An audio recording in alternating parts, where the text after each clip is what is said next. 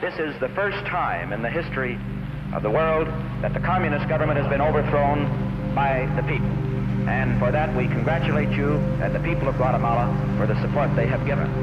And we are sure that under your leadership, supported by the people whom I have met by the hundreds on my visit to Guatemala, that Guatemala is going to enter a new era in which there will be prosperity for the people together with liberty for the people.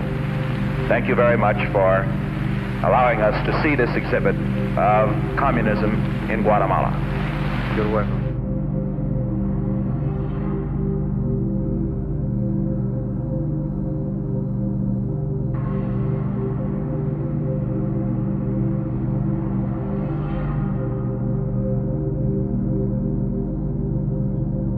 The President of Guatemala, Carlos Castillo Armas, 42, has died at the presidential palace from an assassin's bullet. A foe of communism and a champion of democracy, his death came as violently as his rise to power. In 1954...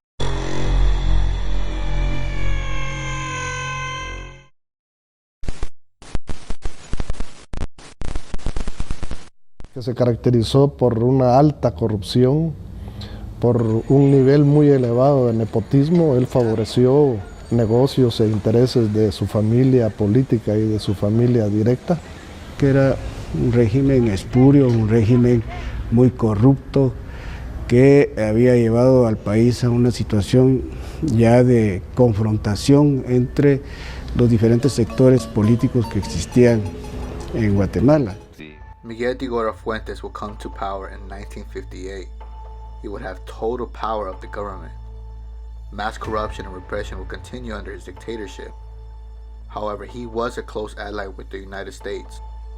The CIA would even pay de Igoras in order for him to allow a secret training base in Guatemala, a base filled with exiled Cuban mercenaries to train in what would become the failed Bay of Pigs invasion.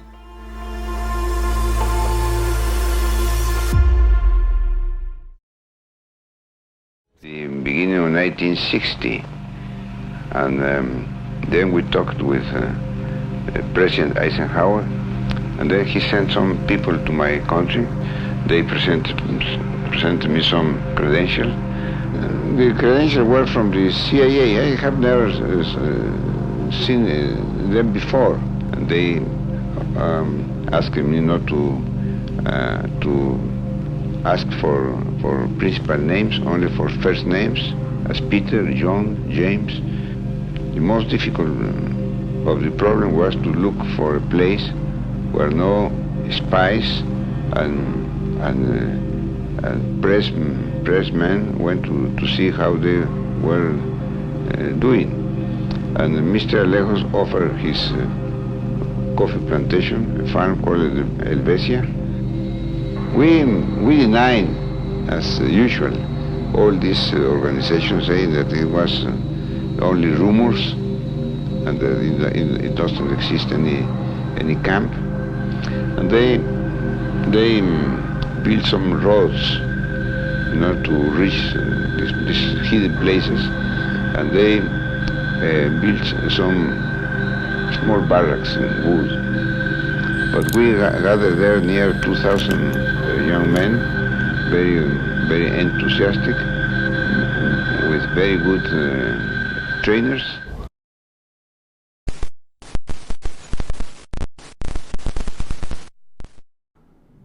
Watching unmarked American warplanes fly over the city, some military officers grew concerned about the sovereignty of Guatemala. Military officers like Marco Antonio Yon Sosa and Luis Augusto Torcias Lima, who both trained in the American Counterinsurgency Program that's located in Fort Benning, Georgia.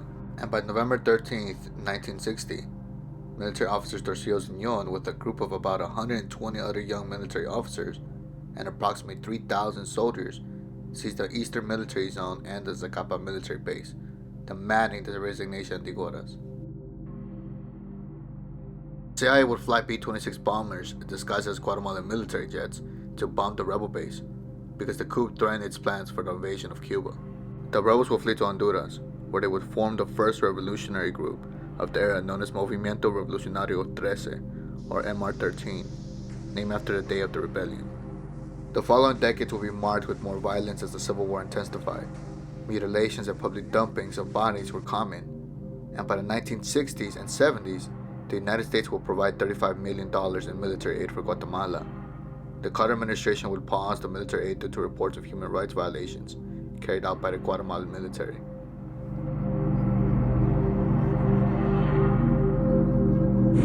La revolución guatemalteca, que se inició en otra época y condiciones con la revolución democrática de 1944, fue cortada de tajo por la intervención yanqui de 1954. Amargas lecciones sufridas en circunstancias que no son propias nos sirvieron para encontrar la vía justa. En Guatemala, el único cauce de la revolución es la lucha armada. Nunca hubo verdaderas posibilidades de libertad para el pueblo en las pausas de aparente y engañosa. Dicho basta ya.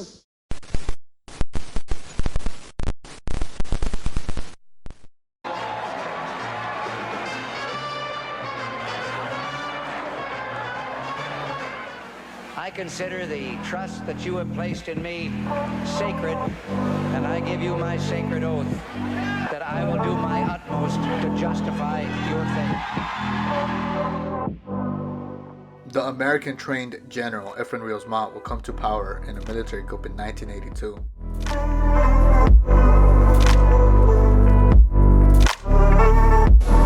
President Rios Montt and I have just had a useful exchange of ideas on the problems of the region and on our bilateral relations.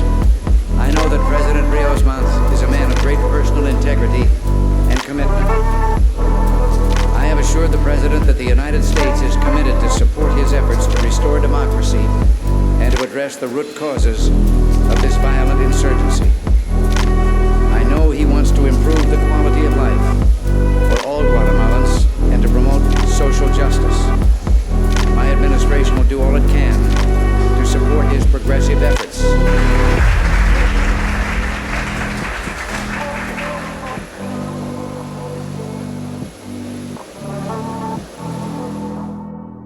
Ignoring all the multiple human rights violation reports, Reagan will provide over $142 million in military aid to Guatemala during this period.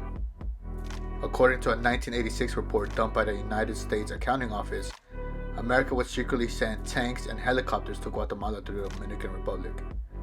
Israel would also provide weapons as well. Numerous Guatemalan military officers would even be trained in Fort Benning, Georgia. Both the Americans and Israel had numerous military advisors in Guatemala. Even a Pentagon report issued on May 5, 1987, stated U.S. pilots flying U.S. Army helicopters transported 300 Guatemalan counterinsurgency troops to an area of guerrilla activity in early May 1987. During the first 4 months alone of the Rios Montt regime, approximately 1,813 killings would occur per month. Majority of the killings would be indigenous people of El Caché.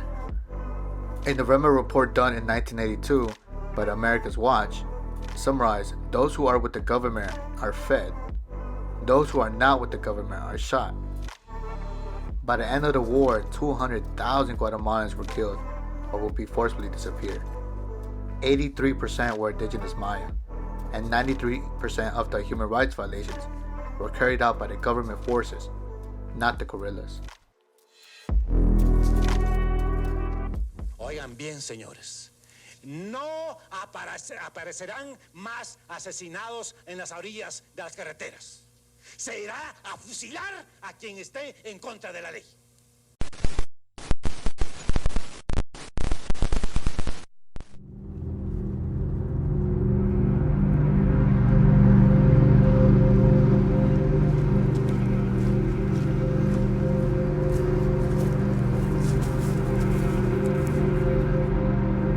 Just below the surface in Guatemala, the legacy of a 36-year-long civil war.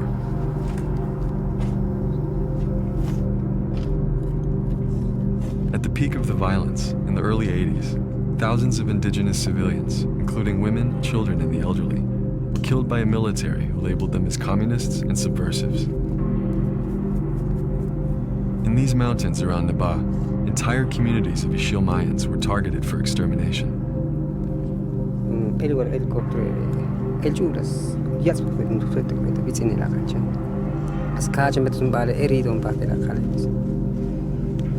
Echi panuba o helicóptero el chu as mal 9 as kamaki. Echi shvedo da malo talaga suba ka tsahi kanti tustan khichbes. Ekshku khoik bekan ha tseba bes. أتنك تيجي بس تسخيل أقل جدا كان كنت أول جبس قولي إسكت كنت أول جبس كبار أو جاي جبار.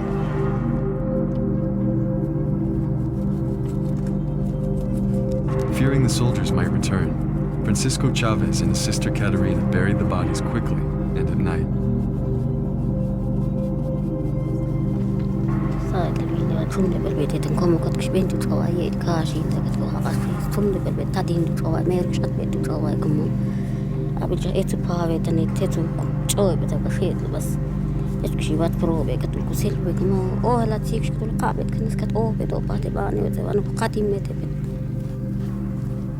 These bones will be cleaned, analyzed, and returned.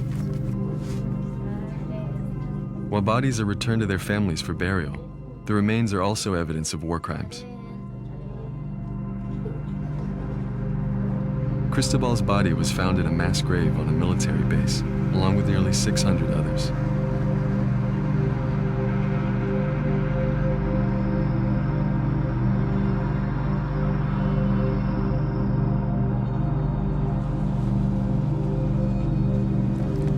We're heading to the city of Coban. In 2012, one of the largest mass graves in Latin America was discovered here on a military base that's now used for peacekeeper training. Formerly known as Military Zone 21, the base is now called Creon Paz. It took investigators over 10 years to gain access, but in 2012, the judge finally granted a search warrant. The remains of men, women, and at least 90 children were recovered from the site. Over 100 bodies, and then over 200 bodies, and then over 300 bodies. We had to work 7 days a week. We couldn't stop.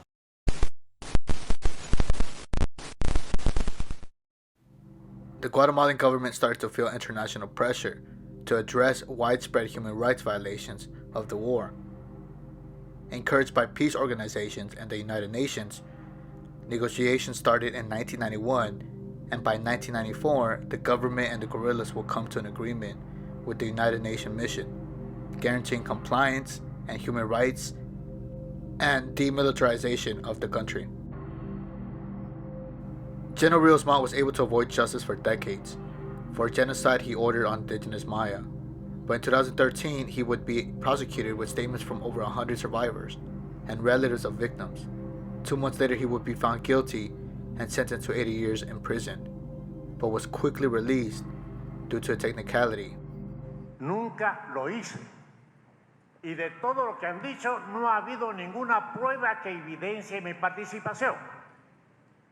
General Rios Montt would later die in 2018, avoiding prosecution. By the 1980s, 99% of Guatemala's population lived below the official poverty line, with 10% of the population displaced because of the Civil War. Although the government remained in power after the Civil War, Guatemala remained an underdeveloped country, never given a chance to fully recover from a 36-year war. The guerrilla movements were popular, supported by many, and a final solution to a corrupt government who never did anything for its people.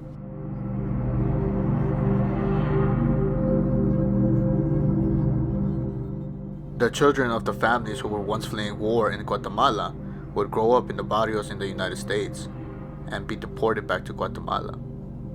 During the wave of deportations of immigrants with criminal records in the 1990s, pushed by a series of laws passed under President Bill Clinton, of mass deportations of immigrants with criminal records by expanding the reason to be deported.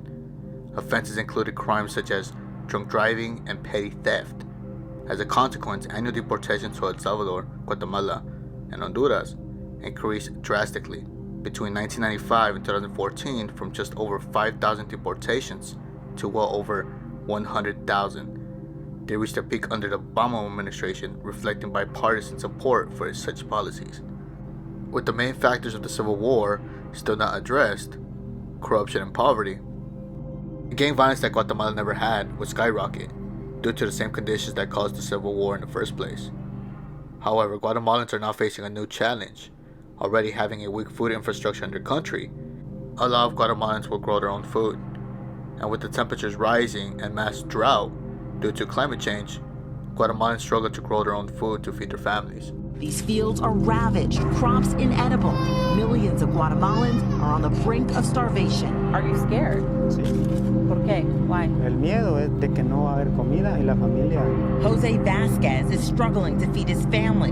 The farmer and father of four says his crops are being destroyed by climate change. What's the problem with this? El problema del maíz que la lluvia no vino. No rain. No llovió. Ese es el problema de que el maíz no produció. That's because the soil is rapidly deteriorating, triggered by extended periods of drought followed by torrential rains. The warming climate also causing more catastrophic weather events.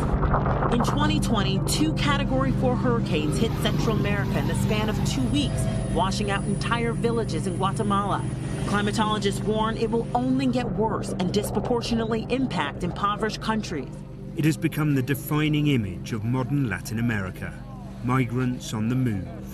Setting off before dawn, some 4,000 migrants from Central America and the Caribbean spent weeks making slow progress across southern Mexico.